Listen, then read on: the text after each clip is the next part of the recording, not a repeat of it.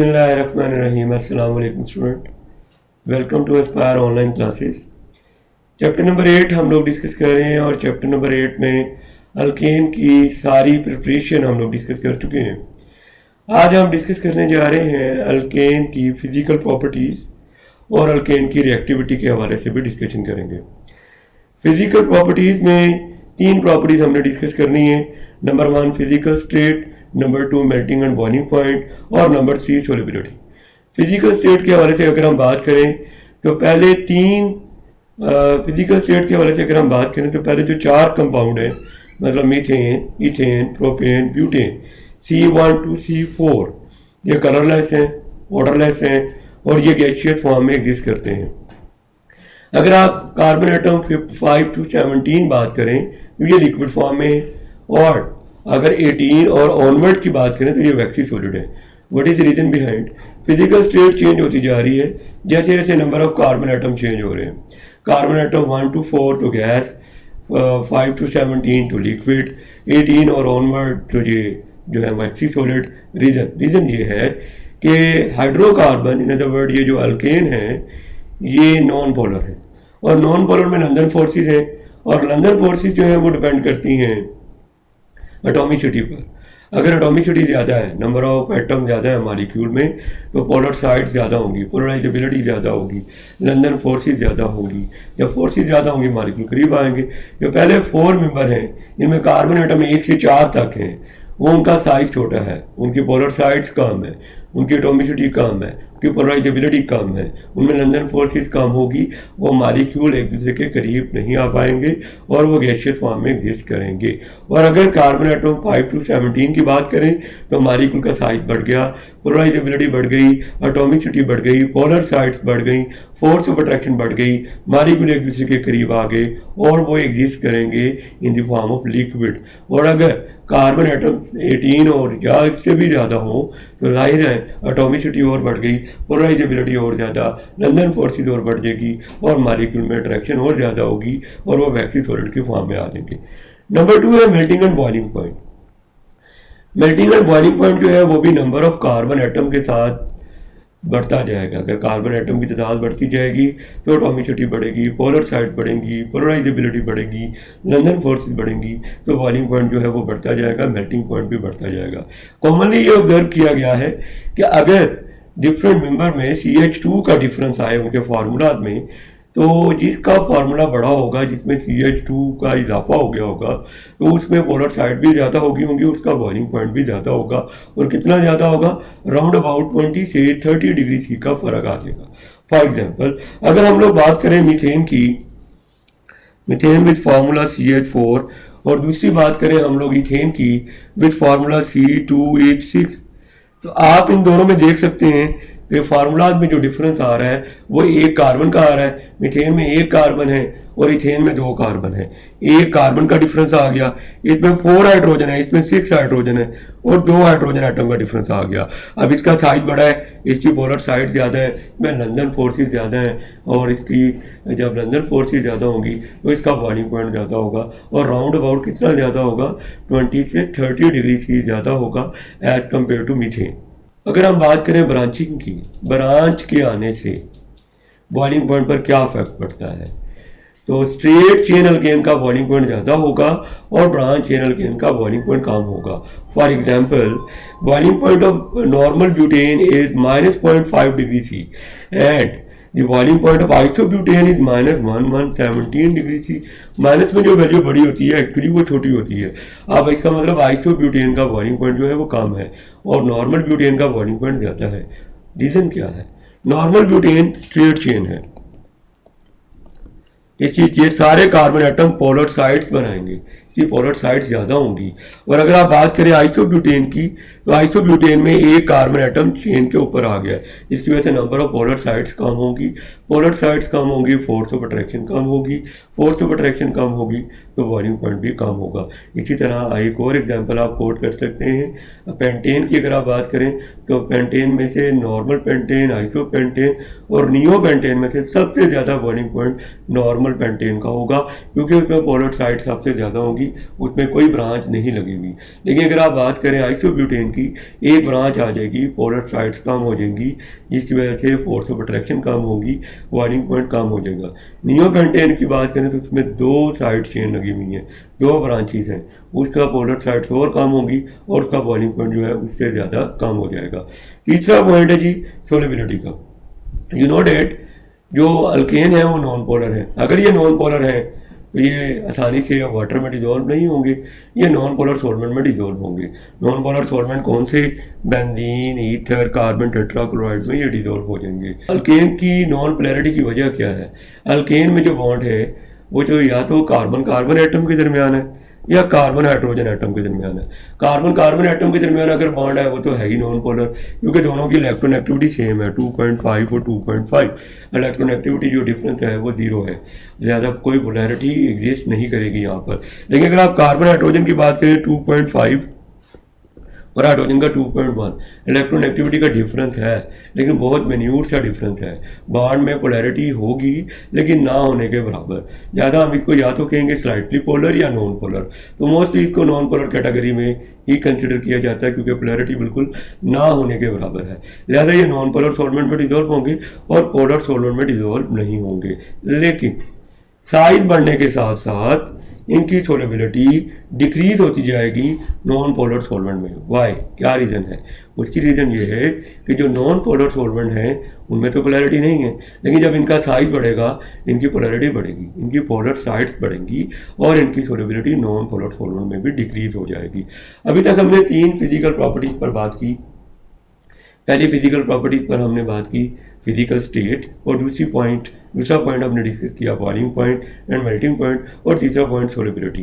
पहले 2 पॉइंट में आपने सिमिलर पॉइंट डिस्कस ये किया कि जैसे जैसे कार्बन की तादाद बढ़ती जाएगी, पोलराइजेबिलिटी बढ़ती जाएगी, लंदन फोर्सेस बढ़ती जाएंगी, तो मॉलिक्यूल जो हैं वो एक दूसरे के करीब आते जाएंगे, फिजिकल स्टेट चेंज होती जाएगी, गैस से लिक्विड, लिक्विड से वैक्सी सॉलिड। और उसके बाद जब हमने बात की बॉइलिंग पॉइंट की, जाहिर है साइज बढ़ता जाएगा, नंबर ऑफ कार्बन एटम बढ़ते जाएंगे, पोलर साइड बढ़ती जाएंगी, फोर्स ऑफ अट्रैक्शन बढ़ती जाएगी। जब फोर्स ऑफ अट्रैक्शन बढ़ती जाएगी तो जाहिर सी बात है उनका बॉइलिंग पॉइंट बढ़ता जाएगा। और कॉमनली ये ऑब्जर्व किया CH2 के डिफरेंस के साथ बॉइलिंग पॉइंट 20 से 30 डिग्री सी तक बढ़ जाता है। सोलेबिलिटी में हमने बात की कि ये तकरीबन ऑलमोस्ट ये नॉन पोलर है, और नॉन पोलैरिटी की वजह इनमें जो बॉन्ड है या तो वो कार्बन कार्बन एटम के दरमियान है या वो कार्बन हाइड्रोजन एटम के दरमियान है, इनमें पोलैरिटी ना होने के बराबर है। लिहाजा इनकी सोलेबिलिटी पोलर सॉल्वेंट में नहीं होगी, ये डिजोल्व होंगे नॉन पोलर सॉल्वेंट में। और अगर साइज बढ़ता जाए तो इनकी सोलेबिलिटी नॉन पोलर सॉल्वेंट में भी कम होती जाएगी। Reactivity of alkane. अल्केन की रिएक्टिविटी के हवाले से हम कहते हैं कि अल्केन जो है लेस रिएक्टिव है, और इसको एक और नाम देते हैं पैराफिन। पैरा जो है ये लैटिन वर्ड से कहाँ से ड्राइव किया गया है? पैरम। पैरम मीन होता है लिटल, अफिन मीन होता है affinity. They have little affinity for reaction. इनकी रिएक्शन के लिए जो अफिनिटी है बहुत कम है, इसलिए अल्केन के बारे में हम कहते हैं they are less reactive, they show less reactivity. Alkane के लेस रिएक्टिव होने की 2 मेजर रीजन है। नंबर 1, ये नॉन पोलर है, और नॉन पोलर होने की वजह, नॉन पोलर होने की रीजन ये है कि इनमें जो बॉन्ड बना हुआ है वो या तो कार्बन कार्बन के दरमियान है या कार्बन हाइड्रोजन के दरमियान है। इसकी वजह से पोलैरिटी जो है वो ना होने के बराबर है, क्योंकि इनमें इलेक्ट्रोनेगेटिविटी डिफरेंट नॉन रीजनेबल है। अगर ये पोलर नहीं है तो आसानी से रिएक्शन नहीं करेगा। क्यों? क्योंकि जब पोलर नहीं है कोई पॉजिटिव और नेगेटिव एंड नहीं है। अगर कोई पॉजिटिव और नेगेटिव एंड होता तो पॉजिटिव एंड पर कोई नेगेटिव स्पीशी अटैक कर लेती और नेगेटिव एंड पर कोई पॉजिटिव स्पीशी अटैक कर लेती, लेकिन इनमें कोई पोल नहीं है। लेस रिएक्टिविटी की दूसरी रीजन सिग्मा बॉन्ड, और सिग्मा बॉन्ड जो होता है वो अल्केन का बहुत ज़्यादा स्ट्रॉन्ग होता है। Sigma bond head on overlapping से बनता है। जब हेड ऑन ओवरलैपिंग होगी तो कार्बन के न्यूक्लियस का इन इलेक्ट्रॉन पे होल्ड बहुत ज़्यादा होगा, लिहाजा अल्केन आसानी से ये बॉन्ड ब्रेक नहीं कर पाएंगे अपना, लिहाजा ये आसानी से रिएक्शन भी नहीं कर पाएंगे।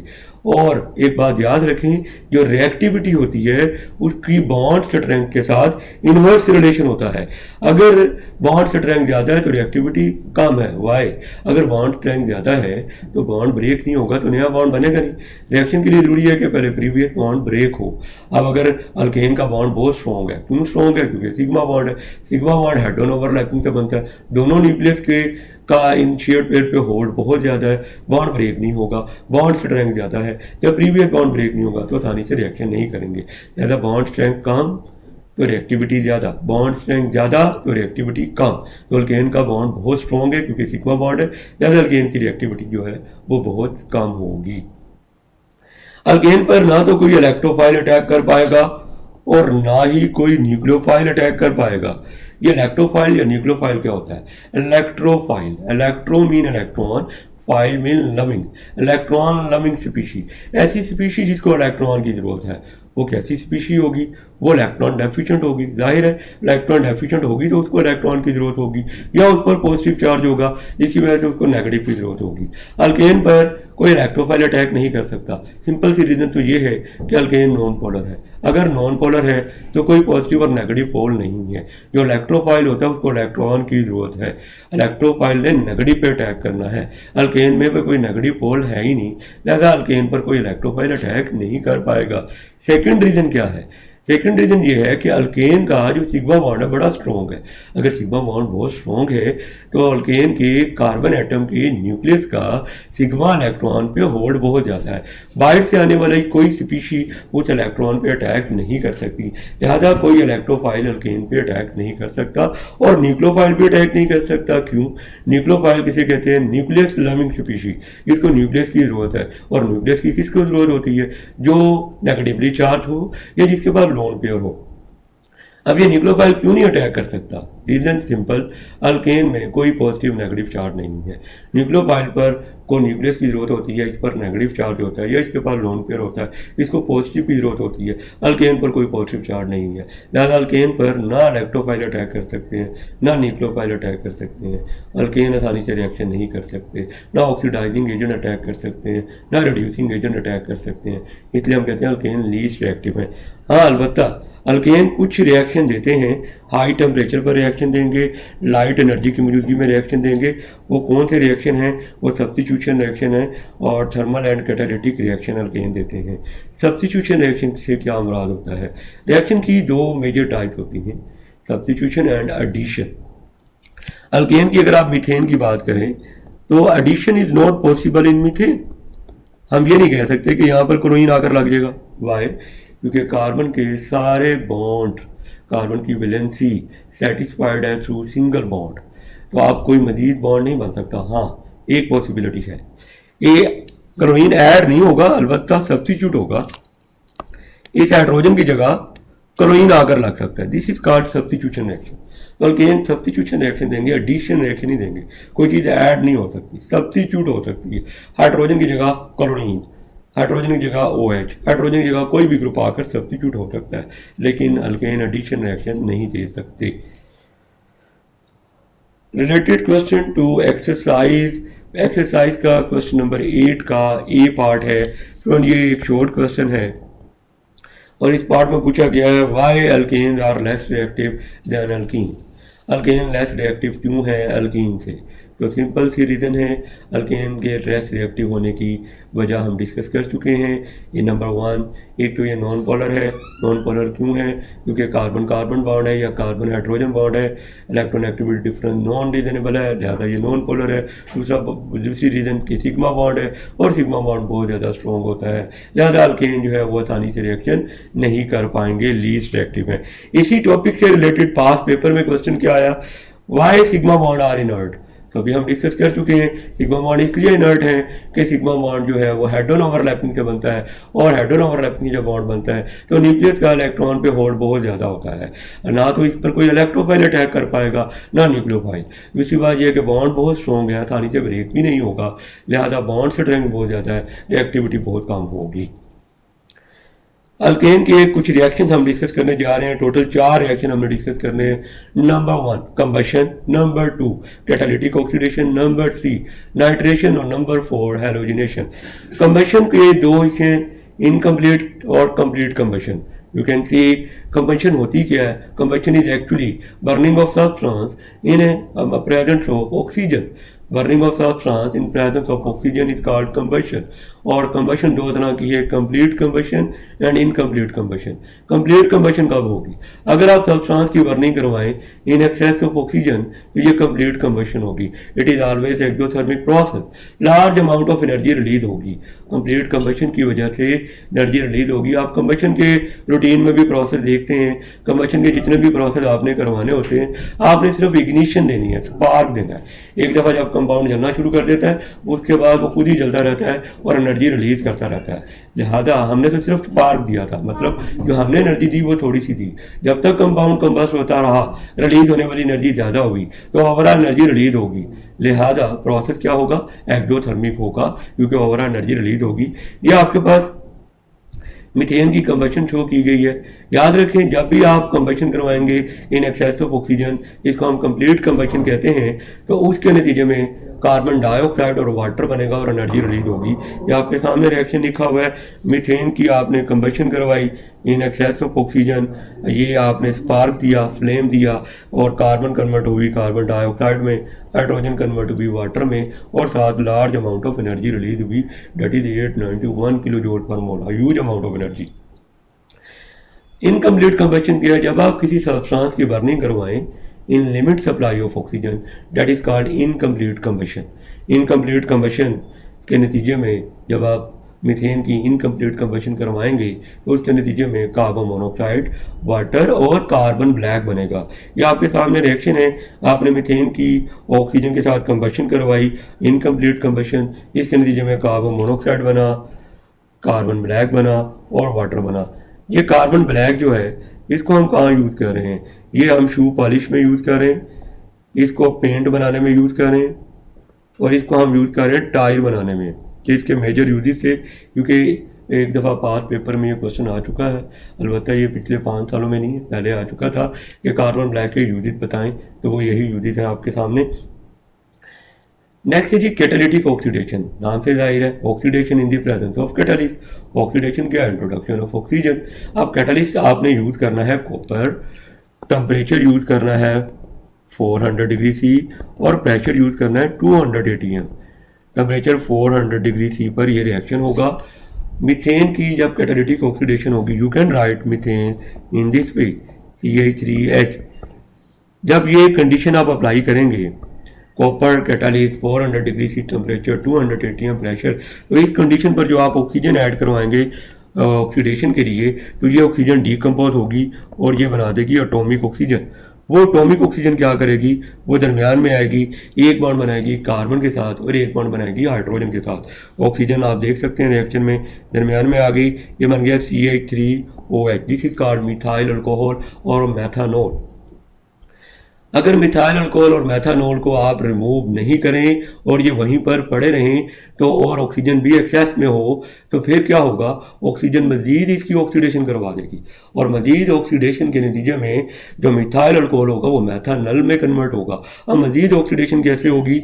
ये मेथानॉल को हमने ओपन करके लिखा, एक कार्बन के साथ 3 हाइड्रोजन थी, ये एक हाइड्रोजन आ गई, ये दूसरी हाइड्रोजन आ गई, तीसरी, और साथ OH था, ये OH आ गया। ये जो ऑक्सीजन आएगी, ये ऑक्सीजन आप क्या करेगी? ये ऑक्सीजन एक हाइड्रोजन OH वाला और एक हाइड्रोजन कार्बन वाला, इन दोनों के साथ मिलकर ये बनाएगी वाटर। ये दोनों हाइड्रोजन रिमूव होंगे और ये वाटर बना देंगे, H2O बन गया। अब आपके पास क्या बच गया? हाइड्रोजन के पास एक कार्बन बच गई और इधर एक हाइड्रोजन आ गई और इसके साथ एक ऑक्सीजन आ गई। You can see from here कि इस कार्बन का भी बॉन्ड टूटा क्योंकि इसकी हाइड्रोजन रिमूव हुई, और इस ऑक्सीजन का भी बॉन्ड ब्रेक हुआ क्योंकि इसकी भी हाइड्रोजन रिमूव हुई। कार्बन और ऑक्सीजन आपस में डबल बॉन्ड बना लेंगे, ये बनेगा HC double bond OH। This is called formaldehyde और मेथनॉल। फॉर्मेल्डिहाइड और मेथनॉल को आप स्ट्रेट करके भी लिख सकते हैं, जिस तरह यहाँ लिखा हुआ है HC double bond OH, HC double bond OH। ये जो मेथनॉल बना है, अगर इसकी मजीद ऑक्सीडेशन हो जाए, अगर एटॉमिक ऑक्सीजन मजीद मौजूद हो, तो वो क्या करेगी?